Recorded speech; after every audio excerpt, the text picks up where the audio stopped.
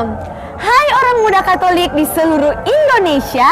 Saya Monica bersama dengan rekan saya Veronica. Kami dari Manado. Ingin tahu lebih dalam kisah tentang Carlo Acutis, seorang pemuda berumur 15 tahun yang segera akan menjadi orang kudus yang baru? Mari kita gali lebih dalam bersama dengan Pastor Terry Penomban PR. Selamat malam, selamat jumpa, salam.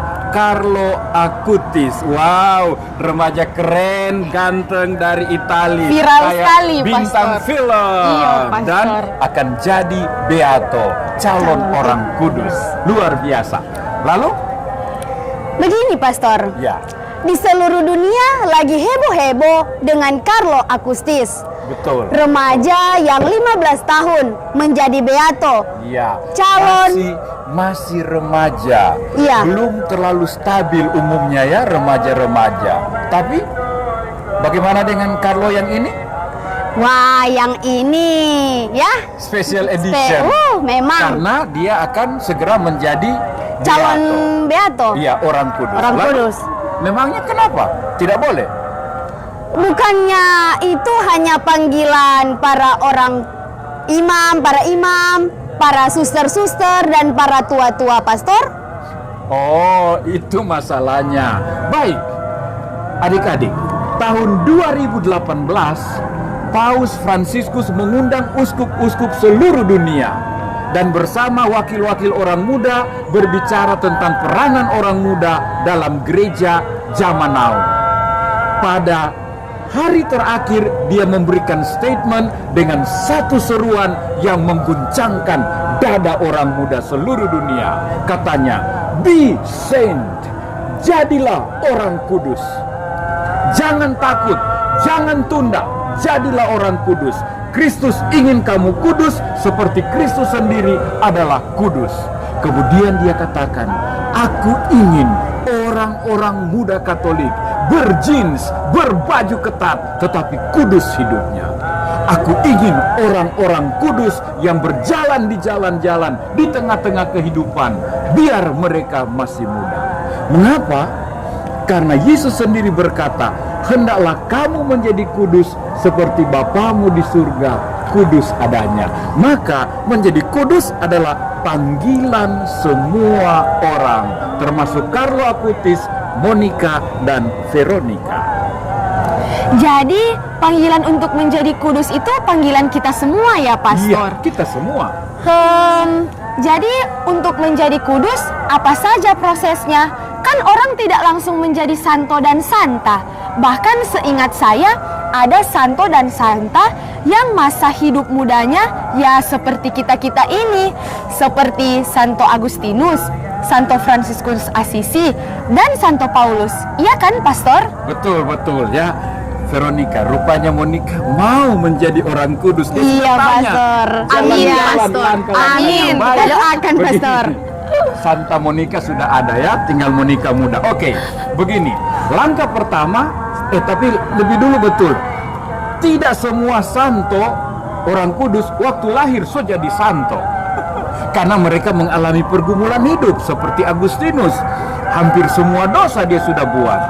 Begitu juga Fransiskus Assisi, berpesta kiri kanan, tapi kemudian baru bertobat. Nah, langkah pertama, orang itu selama hidupnya harus memiliki kebaikan atau keutamaan, kekudusan, kesucian dalam perkataan dan perbuatan. Dan apa yang dia buat itu mempengaruhi orang lain. Bagus adanya dan berlangsung stabil terus menerus. Nah, sesudah kematiannya, keuskupan atau kelompok ingin agar orang yang baik ini sungguh-sungguh dikenal dan diakui gereja sebagai orang kudus. Maka keuskupan mulai mengumpulkan data-data, bukti-bukti tentang kebaikannya selama hidup. Kemudian ajaran-ajarannya apakah benar atau jangan-jangan ada ajaran sesat. Kemudian yang penting ialah harus ada mujizat yang terjadi dengan perantaraan orang yang dianggap kudus ini. Misalnya ada yang sakit, berdoa dengan perantaraan dia dan mendapat kesembuhan. Ini langkah pertama. Kalau sudah data-data itu terkumpul, dikirim ke Roma, Vatikan. Di Vatikan ada satu departemen atau kongregasi yang khusus mengurus orang-orang yang akan menjadi kudus. Apa yang mereka buat di sana? Mereka akan pelajari data-data ini. Dan akan ada satu lembaga yang khusus melawan, mengkritisi semua data-data ini. Misalnya mereka katakan dia sembuh karena mujizat, dokter-dokter ahli akan sungguh-sungguh memperhatikan apakah ini dia sembuh karena mujizat atau memang sembuh karena obat. Kalau sesudah proses pemeriksaan ini ternyata sungguh-sungguh mujizat, maka Vatikan akan menerima dan akan mengusulkan supaya dia diangkat menjadi venerabilis. Artinya hamba Tuhan, orang yang patut dihormati. Nah, kalau ini sudah selesai, ditempuh langkah ketiga. Langkah ketiga yaitu mengusulkan kepada Roma, Vatikan, kongregasi tadi, supaya dia bisa diangkat menjadi beato. Syaratnya sama, harus ada mujizat lagi yang terjadi dengan perantaraan santo itu.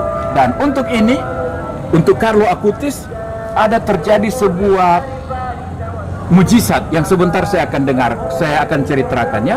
Jadi yang ketiga ini juga perlu sebuah mujizat. Kalau itu sudah disetujui, maka Paus akan umumkan orang ini menjadi beato. Lalu kalau sudah beato, perlu lagi satu mujizat untuk dia nanti diangkat menjadi santo dalam bentuk kanonisasi, diangkat menjadi orang kudus sesudah tahap menjadi beato saat ini. Nah, tanggal 10 Oktober ini Carlo akan dibeatifikasi, diangkat menjadi beato, calon santo. Kalau dapat lagi satu mujizat, dia akan segera menjadi santo. Nah, Wah, keren sekali ya, Pastor. ya, luar biasa. Tidak sembarangan, masih lebih gampang menjadi pahlawan. Betul, betul. Betul. Oh ya, Pastor, kira-kira apa sih mujizat yang terjadi melalui doa kepada Carlo sehingga dia cepat sekali menjadi orang kudus. Baik, terima kasih untuk pertanyaannya. Mujizat-mujizat yang terjadi. Pertama, 4 tahun sesudah kematian Carlo, dia meninggal tahun 2006. Tahun 2010 di Campo Grande di Italia ada seorang anak yang sudah divonis oleh dokter tidak ada harapan, tinggal menghitung menit untuk meninggal. Kakeknya memeluk dia dan membawa ke gereja karena di gereja paroki mereka terdapat pakaian dan darah dari Carlo Acutis yang ditempatkan di situ supaya orang-orang bisa datang berdoa. Disaksikan banyak orang, anak kecil ini dibantu papanya menjamah pakaian dari Carlo, memegang darah pada botol yang ada di situ sambil berdoa. Dan pada saat itu juga tanda-tanda perubahan, kesembuhan anak itu terlihat dan semua orang menjadi saksi. Luar biasa ya, Pastor. Betul. Dan hal ini diterima, diakui oleh Vatikan dan juga oleh para dokter sebagai sebuah mujizat. Nah, ini salah satu mujizat yang membawa dia untuk diusulkan menjadi venerabilis. Kemudian, mujizat kedua yang membawa dia untuk menjadi beato terjadi di Brasil, jauh sekali, Amerika Latin. Lihat, orang Amerika Latin pun mengenal Carlo Acutis ini. Ya, nah di sana ada seorang anak yang mengalami kelainan pada pankreas. Dia tidak bisa makan. Begitu juga dokter merasa dan memutuskan tidak bisa lagi menolong dan membantu dia. Pastor paroki dan keluarganya sepakat membuat novena kepada Carlo Acutis. Hari ketiga, baru hari ketiga dari 9 hari, anak ini minta makan. Padahal sebelumnya sama sekali tidak bisa makan. Dan dia mulai makan. Terus novena keempat, hari kelima, keenam sampai ke-9, dia mengalami kesembuhan.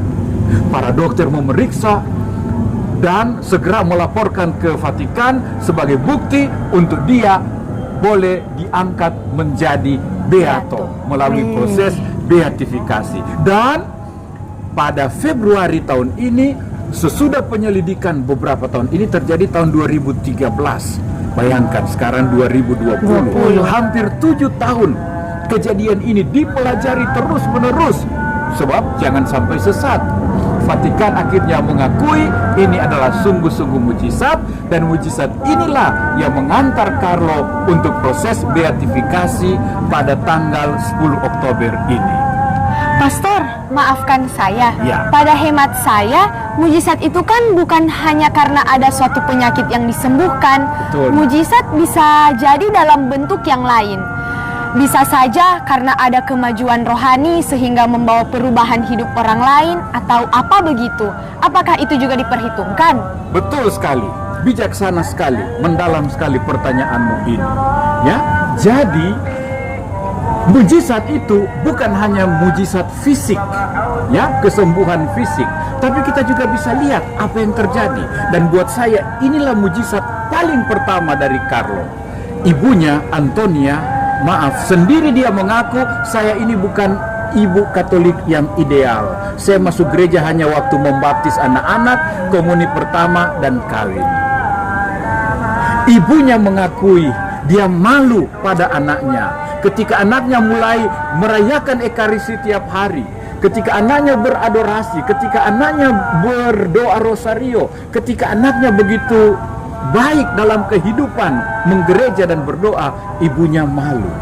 Apa yang dibuat ibunya? Dia cari temannya, minta nasihat, tukar pikiran. Lalu temannya menasihati, ayo kita ke pastor paroki. Lalu pastor paroki memberikan kursus khusus, katekese khusus bagi ibu ini untuk meningkatkan imannya. Dan ibu ini mengakui, Carlo adalah penyelamat kecilku. Carlo adalah yang membawa dia kepada iman, kepada Ekaristi, kepada Rosario, dan kepada keutamaan-keutamaan sebagai seorang ibu Kristiani. Buat saya, Monik, inilah mujizat yang pertama. Ibunya sendiri bertobat. Dan itu jadi bukti nyata ya Pastor, bahwa mujizat bukan hanya dalam bentuk kesembuhan suatu penyakit, Fisiknya, tapi juga pengaruh-pengaruh positif yang mempengaruhi orang lain. Dan keluarganya, khususnya sejak Carlo mulai komuni pertama dan setiap hari beradorasi dan berekaristi, keluarganya ikut serta, teman-teman dekatnya ikut serta. Jadi dia mempengaruhi orang-orang di sekitarnya. Ya. Kemudian masih ada juga mujizat yang lain. Ya. Sesudah dia meninggal, Antonia, ibunya, ingin seorang anak lagi dalam keluarga. Mereka berdoa, dia dan suaminya berdoa, minta Carlo kalau boleh mereka memiliki keturunan lagi. Dan apa yang terjadi?